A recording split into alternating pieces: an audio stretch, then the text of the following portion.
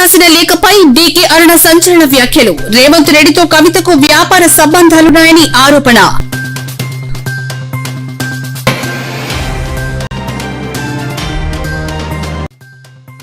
Vizag steel plant లో భారీ అగ్ని ప్రమాదం. ఆయిల్ లీకేజీ వల్లే ప్రమాదం జరిగిందని ప్రాథమిక నిర్ధారణ.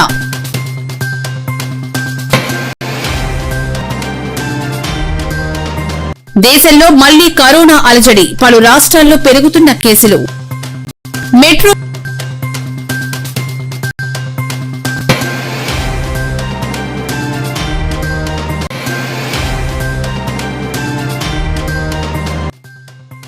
ప్రయాణికులకు గుడ్ న్యూస్. నేడు తగ్గింపు టికెట్ ధరలు విడుదల చేసిన మెట్రో ఎల్&టీ సంస్థ.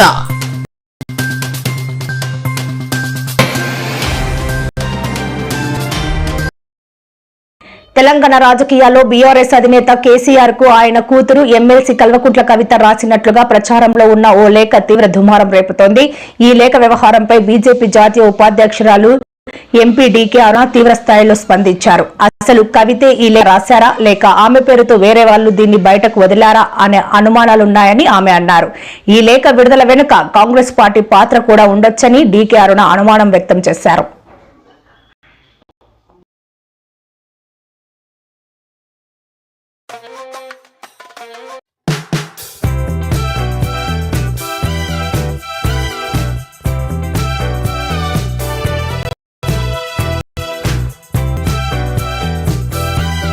మెదడు కరిగించింది, రక్తం మరిగించింది. ఒక్కొక్క ఆలోచన వెనుక కాళేశ్వరం ప్రాజెక్టు కట్టాలంటే తనే ఇంజనీర్ అయింది, తనే కొలతలు కొలిసి నెలల తరబడి నేను చూసిన ఆ కంప్యూటర్ ముంగట పెట్టుకొని అసలు ఎక్కడి నుంచి నీళ్లు ఎటొస్తాయి, ఎక్కడ నీళ్లుంటాయి, సంవత్సరం పొడుగునా నీళ్లుండేది ఏ ప్రాంతం అని గుర్తుపట్టి చెప్పి కట్టించిందే కేసీఆర్ గారు. ఆమె తండ్రితో మాట్లాడచ్చు. లేఖ రాయాల్సినటువంటి అవసరం ఏమొచ్చింది? తండ్రి కూల మధ్యలో ఉన్నటువంటి డిఫరెన్సెస్ ఏమి, అన్నా చెల్లెళ్ళ మధ్యలో ఉన్నటువంటి డిఫరెన్సెస్ ఏమి, వాళ్ళ కుటుంబంలో ఉన్నటువంటి డిఫరెన్సెస్ ఏమి, లేఖ ద్వారా తలపాల్సినటువంటి అవసరం ఏమొచ్చింది? ఉద్దేశపూర్వకంగా రాజకీయాల కోసమే ఈ లేఖను రాసిందా? అసలు ఆమె రాసిన లేఖనా కాదా, లేక ఇంకెవరైనా విధమైన రాజకీయమైనటువంటి ఎత్తుగడ చేసిండ్రా? ఇప్పటిదాకా వాళ్ళ నుంచి ఏం రెస్పాన్స్ వచ్చినట్లేదు. లేక రాసినని కానీ రాయలేదని కానీ, అది నాది అవునని కానీ నాది కాదని కానీ, ఎక్కడ కూడా నిన్నటి నుంచి తిరుగుతాం చక్కలు కొడుతూ ఉంది కానీ మరి ఎక్కడ నుంచి వచ్చినట్లేదు. బట్ దీన్ని బట్టి చూస్తే అసలు ఆ లేఖలో అసలు ఉద్దేశం ఏంది, లేఖ రాయడంలో ఉద్దేశం ఏంది? తండ్రిని కలవలేనటువంటి తండ్రి కలవనిస్తలేడా, తండ్రి ఆమెను రాణిస్తలేడా, ఎందుకోసం లేఖ రాసింది? వాళ్ళ కుటుంబం మధ్యలో ఉన్నటువంటి తగాదాల ఈ లేఖకి ఏమన్నా కారణమా? డైరెక్ట్గా కూర్చొని డిస్కషన్ చేసుకోవచ్చు. తండ్రి కూతుళ్ళు లేఖలో ఇవన్నీ ఎక్స్ప్రెస్ చేయాల్సిన అవసరం లేదు. ఇది కేవలం ఒక పొలిటికల్గా ఏదో బీఆర్ఎస్ పార్టీ ఈరోజు ప్రజల లోపల రోజుకు డౌన్ అయిపోతుంది కాబట్టి భారతీయ జనతా పార్టీ తెలంగాణలో ఈరోజు అందరూ కూడా భారతీయ జనతా పార్టీ వైపు ఆల్టర్నేటివ్ ఓన్లీ బీజేపీ అనేటటువంటి చూస్తున్నారు కాబట్టి కాంగ్రెస్ బీఆర్ఎస్ కలిసి చేసినట్టు ఎత్తుగడ కూడా కావచ్చు. ఇది గతంలో ఇట్లాంటి ఎత్తుగడనే చేసిండు వాళ్ళు. ఎన్నికల ముందు బీఆర్ఎస్ బీజేపీ ఒకటి అనేటటువంటి ప్రచారంతోన కాంగ్రెస్ పార్టీ పెద్ద ఎత్తున ప్రజల లోపల ఆ యొక్క మెసేజ్ని పెద్ద ఎత్తున జొప్పించింది. ఇప్పుడు కూడా ప్రధానంగా బీజేపీ బీఆర్ఎస్ ఒక్కటే అనే ప్రచారం జరుగుతుంది కొన్నాళ్ళ నుంచి. కానీ ఇప్పుడు కవిత లేఖ రాసిన తర్వాత ఆ రెండు కేసీఆర్ కావచ్చు, ఇటు కేంద్రంలో మోడీ కావచ్చు, మధ్యలో ఒప్పందం ఉంది అనేది ఒక బలం అయితే చేకూరుస్తున్నటువంటి అంశం ఉంది. అది దానిపైన బలంగా చర్చ జరుగుతోంది. కాంగ్రెస్ బీఆర్ఎస్ కలిసి ఎత్తుగడ చేసి ఉండొచ్చు. బీజేపీని వీకెండ్ చేయాలి, తెలంగాణలో అడ్డుకునే పరిస్థితి లేదు బీజేపీ పార్టీని. తెలంగాణలో బీజేపీ పార్టీ చాలా వేగంగా ప్రజల్లోకి వెళ్ళిపోతుంది కాబట్టి ఎట్లనైనా బీజేపీని నిలువరించాలి అంటే, ఆపాలంటే ఏదో రకమైనటువంటి డ్రామా చేయాలి. ఈ డ్రామాలో కాంగ్రెస్ పార్టీ వీళ్ళంతా కలిసి కూడా ఇట్లాంటి డ్రామాలకు ఇది కొత్త ఏం కాదు. భారతీయ జనతా పార్టీని ఎప్పటికప్పుడు అడ్డుకోవడానికి కాంగ్రెస్ పార్టీ చేసినటువంటి ప్రయత్నాలు, బీఆర్ఎస్ పార్టీ చేసిన ప్రయత్నాలు ఇవేం కొత్త కాదు. ఈ లేఖ ద్వారా కూడా ఒక డ్రామా ఆడిండొచ్చు వాళ్ళు. భారతీయ జనతా పార్టీ మళ్ళీ బీఆర్ఎస్ కలుస్తుందేమో అనుమానం కూతురు వ్యక్తం చేయడం అంటే ఒక అనుమానం, అంటే అంత అవసరమే వచ్చింది ఇప్పుడు ఇక్కడ. అంటే వాళ్ళ లోపల ఆ అవసరం ఏమొచ్చింది అంటే రాజకీయం ఎత్తుగడని ఇదంతా కూడా పొలిటికల్గా బీఆర్ఎస్ కాంగ్రెస్ లోపల ఉండి కొంచెం ఎత్తుగడలే ఈ యొక్క లేఖ అని అనుకుంటున్నా. లేఖ రిలీజ్ ఎట్లయింది బయటికి? తండ్రికి లేఖ రాసిన ఆమె తండ్రికి రాసింది, తండ్రి దగ్గరికి లేఖ పోవాలి, బయటికి ఎట్లా వచ్చింది అది? తండ్రి కూతురు మధ్యలో అంటే తండ్రికి ఆ లేఖ కూడా తండ్రికి పోక బయట తీసుకొచ్చిండ్రా, లేక ఉద్దేశపూర్వకంగానే ఎవరో రాసి రిలీజ్ చేసిండ్రా? దీని గన్నవరం మాజీ ఎమ్మెల్యే వైసీపీ నేత వల్లభనేని వంశీని పోలీసులు తమ అదుపులోకి తీసుకున్నారు. బాపులపాడు మండలంలో వెలుగు చూసిన నకిలీ ఇళ్ల పట్టాల పంపిణీ కేసుకు సంబంధించి ఆయన్ను విచారించే నిమిత్తం కస్టడీలోకి తీసుకున్నారు. ఈ ఉదయం విజయవాడ సబ్ జైల్లో రిమాండ్ ఖైదీగా ఉన్న వంశీని అదుపులోకి తీసుకుని కంకిపాడు పోలీస్ స్టేషన్ కు తరలించారు. పోలీసుల అభ్యర్థనను పరిగణలోకి తీసుకున్న న్యాయస్థానం 2 రోజుల కస్టడీకి అనుమతి మంజూరు చేసింది. దీంతో అధికారులు ఆయన్ను కంకిపాడు పోలీస్ స్టేషన్ కు తరలించారు.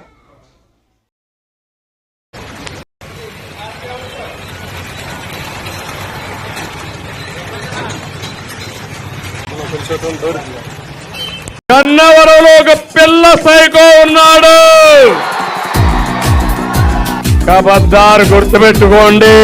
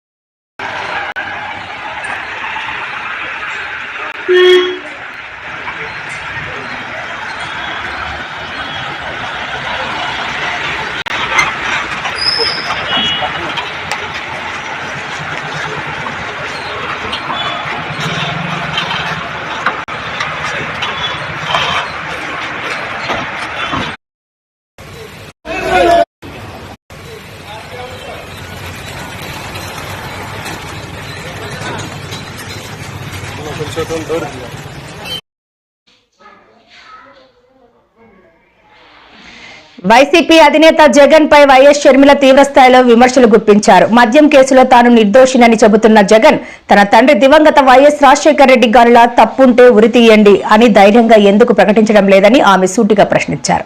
ఏ విచారణకైనా సిద్ధమని చెప్పలేని పరిస్థితుల్లోనే జగన్ ఉన్నారని షర్మిల ఆరోపించారు. మీరు నిజంగా నిర్దోషి అయితే మీ తండ్రి రాజశేఖర రెడ్డి గారిలా నా తప్పుంటే నన్ను ఉరితీయండి అని ఎందుకు చెప్పలేకపోతున్నారు అని ప్రశ్నించారు. వ్యత్యాసం ఒకటే, నీకు నోరు పెద్దది, జగన్మోహన్ రెడ్డికి నోరు చిన్నది.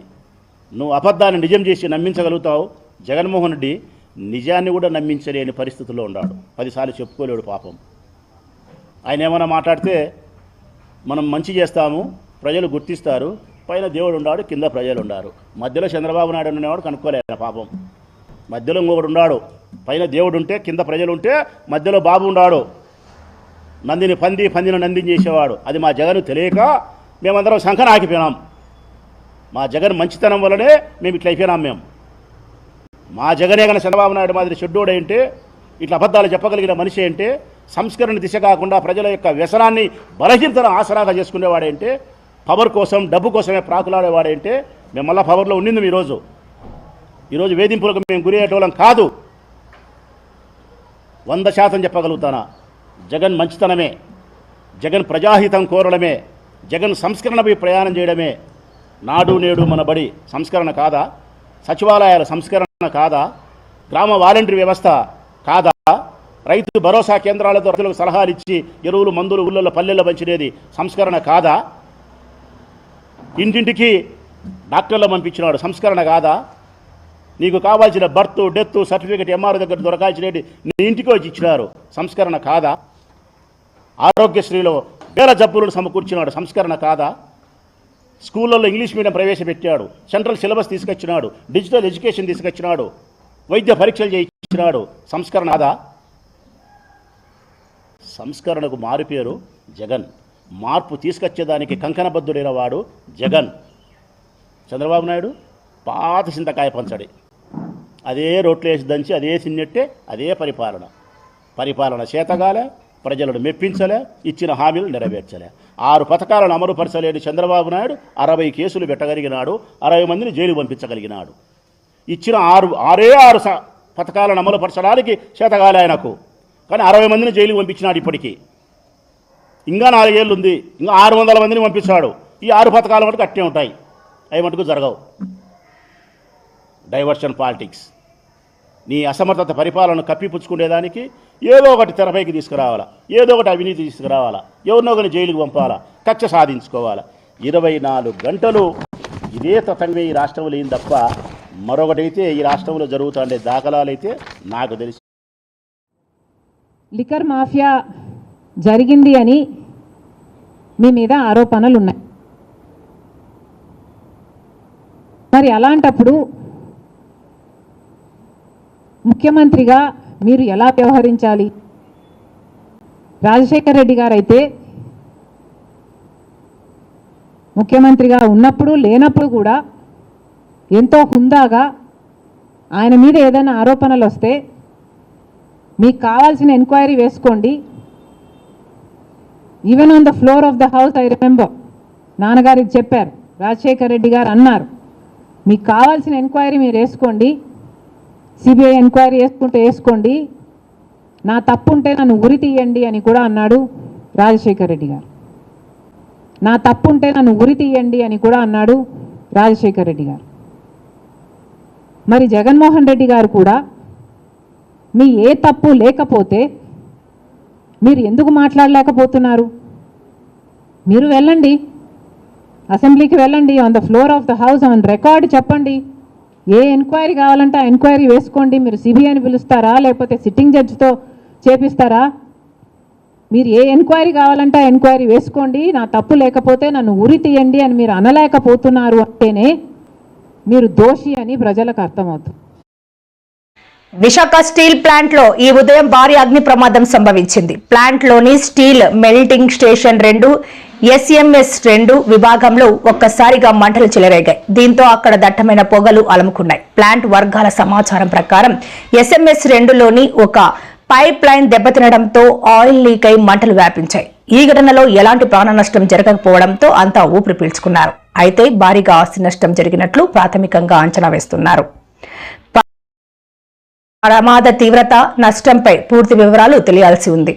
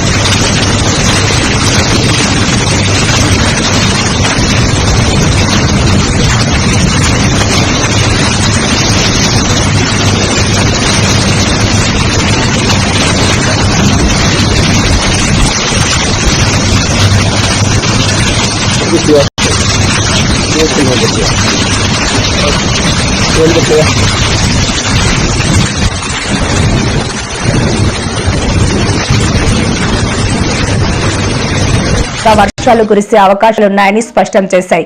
అరేబియా సముద్రం బంగాళాఖాతంలో ఏర్పడుతున్న అల్పపీడనాలు, నైరుతి రుతుపవనాల కదలికలే ఈ వర్షాలకు ప్రధాన కారణమని వాతావరణ శాఖ అధికారులు వెల్లడించారు. ఈ అల్పపీడనాలు, రుతుపవనాల కదలికల నేపథ్యంలో ప్రజలు అప్రమత్తంగా ఉండాలని, అవసరమైన జాగ్రత్తలు తీసుకోవాలని అధికారులు సూచించారు. ఇంకా 2 నెలలు అయితే మళ్ళీ తుఫాన్ అయిపోయి మొత్తం వర్షాలు చేసి మళ్ళీ జీరోకి వచ్చింది చెప్పి మళ్ళీ వస్తే మళ్ళీ ఫస్ట్ నుంచి ఎవడవుతున్నా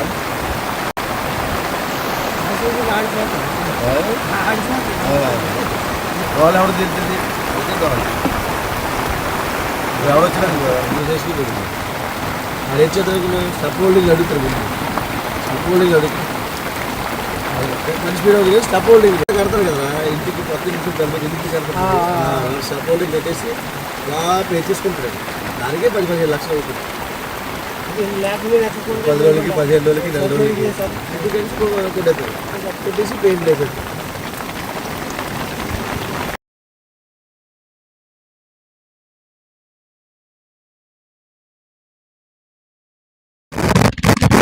విస్తారంగా వర్షాలు పడతాయి. దాని ప్రభావంతో 1-2 చోట్ల భారీ వర్షాలు కూడా పడే అవకాశాలు ఉన్నాయి. భారీ వర్ష సూచన ఉన్న జిల్లాలు వెస్ట్ గోదావరి, ఏలూరు, కృష్ణా, గుంటూరు, బాపట్ల, ప్రకాశం, నెల్లూరు. ఈ జిల్లాల్లో భారీ వర్షపాతం నమోదయ్యే అవకాశం ఉంది.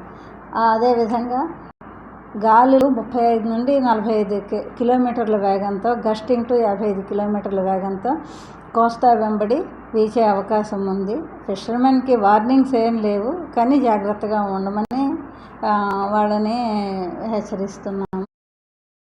మాజీ ముఖ్యమంత్రి జగన్మోహన్ రెడ్డి ఇవాళ మీడియా ముందుకు వచ్చి చేసిన ఆరోపణలపై సోమిరెడ్డి చంద్రమోహన్ రెడ్డి జగన్ కు బహిరంగ సవాల్ విసిరారు. ఉర్సా సంస్థకు రూపాయికే భూములు కేటాయించామని నిరూపిస్తే తాను ఎమ్మెల్యే పదవికి రాజీనామా చేస్తానని, లేదంటే అబద్దాలు ప్రచారం చేస్తున్న జగన్ తన ఎమ్మెల్యే పదవికి రాజీనామా చేయాలని డిమాండ్ చేశారు.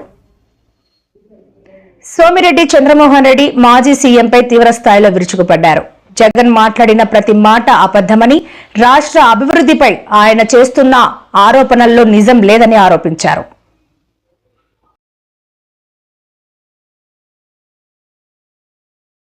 టీపీకి కార్యకర్తే నెంబర్ 1గా ఉంటాడని మాత్రం ఖచ్చితంగా చెప్తాను.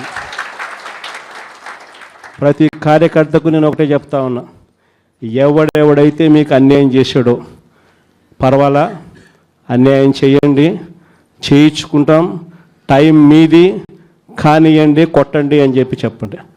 ఆడు ఎవడు ఏం చేస్తా ఉన్నాడో పేరు రాసుకోండి. రెడ్ బుక్ అని నేను చెప్పను, కానీ పేరైతే రాసుకోండి. మీరు ఏ బుక్లో రాసుకున్నా పర్వాలా. రెడ్ బుక్ అని నేను చెప్పను, కానీ పేరైతే రాసుకోండి. మీరు ఏ బుక్లో రాసుకున్నా పర్వాలా. పేరైతే మీరు రాసుకోండి. దాని తర్వాత మాత్రం అన్యాయం చేసినోనికి సినిమా మాత్రం మనం చూపిస్తామని చెప్తాను. ఆ మనిషి రిటైర్డ్ అయి ఉన్నా కూడా లాక్కొని వస్తా. ఆ మనిషి దేశం విడిచిపెట్టిపోయినా లాక్కొని వస్తా. ఎవరిని వదిలిపెట్టేది ఉండదు. ఒక్కొక్కడికి మాత్రం సినిమా మాత్రం ఎలా చూపించానో అలా చూపిస్తామని మాత్రం చెప్తాను. 56 ఎకరాల 36 సెంట్లు, ఎకరా 50 లక్షలు. 56 ఎకరాల 36 సెంట్లు, ఎకరా 50 లక్షలు ఉర్సాకి ఇచ్చింది. ఒక్క పని చేస్తాం, తమరు ఎమ్మెల్యే, నేను ఎమ్మెల్యే. తమరు ఎల్హంక్లో విశ్రాంతి తీసుకుంటూ అప్పుడప్పుడు వచ్చి ఇటువంటి సొల్లు కబుర్లు చెప్పిపోతారు. ప్రజలు నమ్మించేదానికి మోసం చేస్తారు. మీరు చేసిన విధ్వంసం ఇప్పటికే మర్చిపోలేకపోతున్నారు. నేను ఒకటే అడుగుతున్నాను తమరిని, ఇది కన్నా రూపాయికి ఇచ్చుంటే, ఇడ్లీ వడ రేటుకి ఇచ్చుంటే నేను రాజీనామా చేస్తా. సర్వేపల్లి నుంచి వచ్చి ఇక్కడికి వచ్చి రాజీనామా చేస్తా. తమరు ఎల్హంక నుంచి వచ్చి పులివెందులకు రాజీనామా చేయండి. పులివెందులు ఎమ్మెల్యేగా, నేను సర్వేపల్లి ఎమ్మెల్యేగా రాజీనామా చేస్తా. ప్రిపేర్ అవుతాం, ప్రజల తీర్పుకు కూడా ప్రిపేర్ అవుతాం. అంటే ఇంత పచ్చి అబద్ధాలు తమరు చెప్తే, తమరు అసలు వ్యవస్థల్ని, 14th ఫైనాన్స్, పంచాయతీల్ని కూడా ముంచేసిన వాళ్ళు మీరు. తమరు 56 ఎకరాల 36 సెంట్లు, ఎకరా 50 లక్షలు. 56 ఎకరాల 36 సెంట్లు, ఎకరా 50 లక్షలు ఉర్సాకి ఇచ్చింది.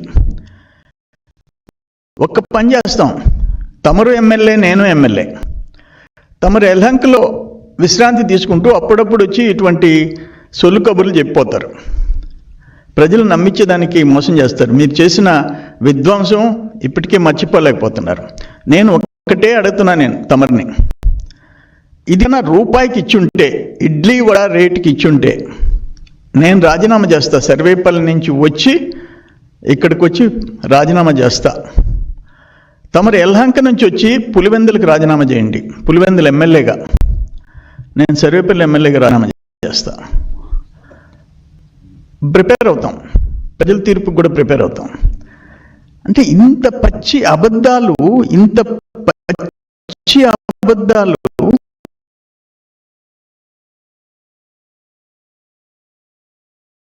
దేశవ్యాప్తంగా పలు రాష్ట్రాల్లో కరోనా వైరస్ కేసులు మళ్లీ పెరుగుతుండటం ఆందోళన కలిగిస్తోంది. మహారాష్ట్ర, తమిళనాడు, కర్ణాటక, గుజరాత్ వంటి రాష్ట్రాల్లో కోవిడ్-19 బాధితుల సంఖ్య క్రమంగా అధికమవుతుండటంతో ఆరోగ్య శాఖ అధికారులు నిఘా పెంచి ముందు జాగ్రత్త చర్యలు ముమ్మరం చేశారు. మహారాష్ట్ర ముంబై నగరంలోనే మే నెలలో 95 కొత్త కోవిడ్ కేసులు నమోదయ్యాయి.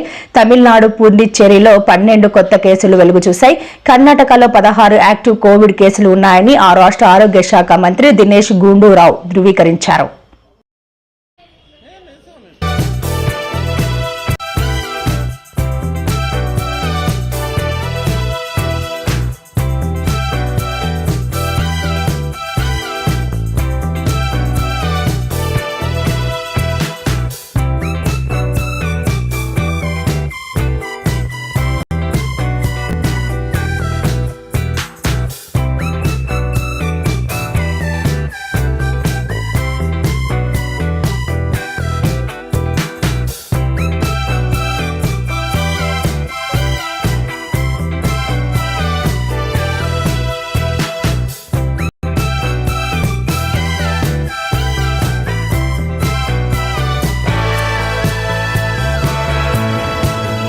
estaciones subterráneas que hay aquí en la...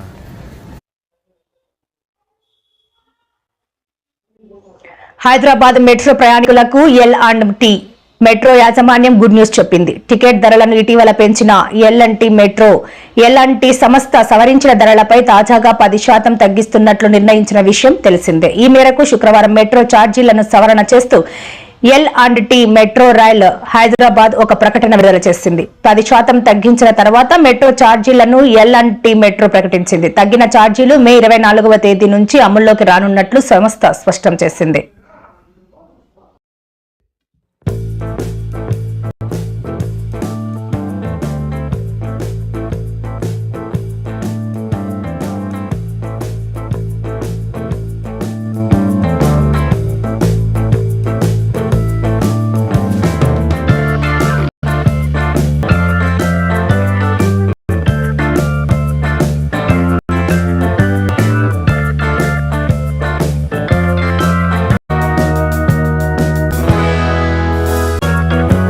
KCR ను కన్న కూతురురే అడుగుతోంది, ఏం సమాధానం చెబుతారని ప్రశ్నించారు.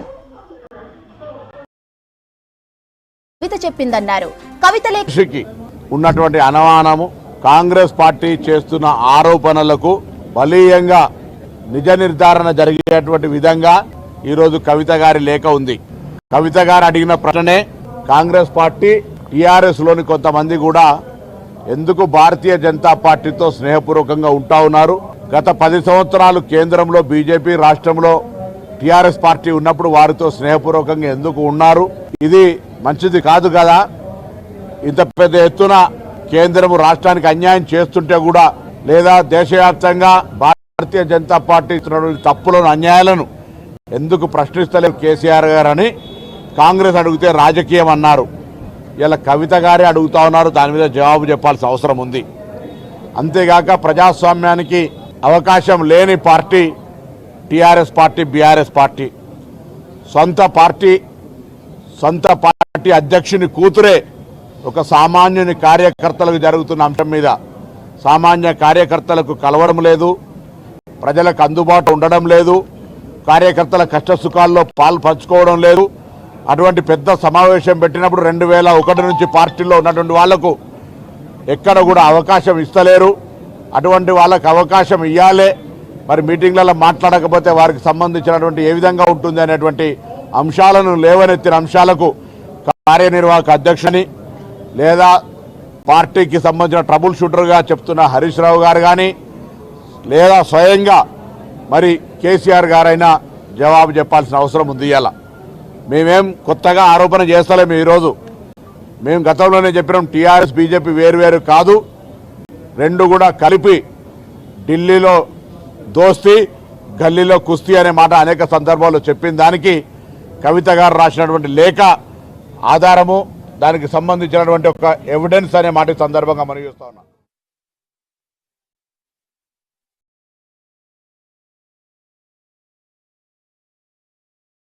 నోటీసులు జారీ చేశారు. అనారోగ్య సమస్యలను సాకుగా చూపి అమెరికా వెళ్లేందుకు ప్రయత్నాలు చేస్తున్నారని, వెంటనే పాస్పోర్ట్ సీజ్ చేసి ఆయన కదలికలపై ఎప్పటికప్పుడు నిఘా పెట్టాలని టీడీపీ కనపర్తి శ్రీనివాసరావు డీజీపీ హరీష్ కుమార్ గుప్తాకు ఫిర్యాదు చేశారు.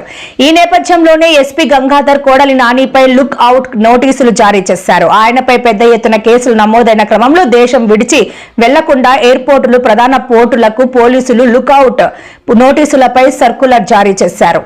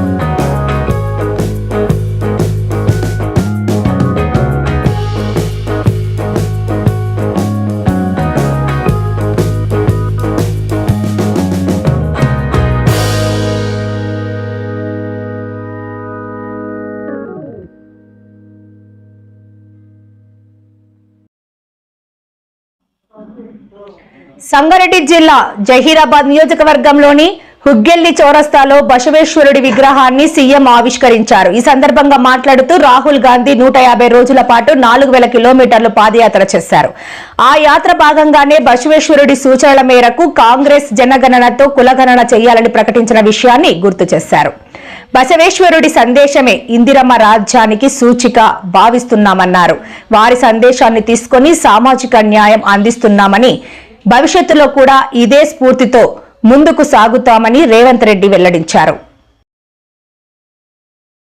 మనమందరం కలిసి విశ్వగురు బసవేశ్వరుడి విగ్రహావిష్కరణ ఒక స్ఫూర్తిని, సామాజిక న్యాయాన్ని అందించే కాంగ్రెస్ పార్టీ, ముఖ్యంగా శ్రీ రాహుల్ గాంధీ గారు కన్యాకుమారి నుంచి కశ్మీర్ వరకు చేసిన పాదయాత్రలో 150 రోజులు 4000 కిలోమీటర్లు ప్రతిరోజు ప్రజలను కలుస్తూ మమేకమవుతూ ప్రతి సందర్భంలో బసవన్న ఇచ్చిన సూచనలు,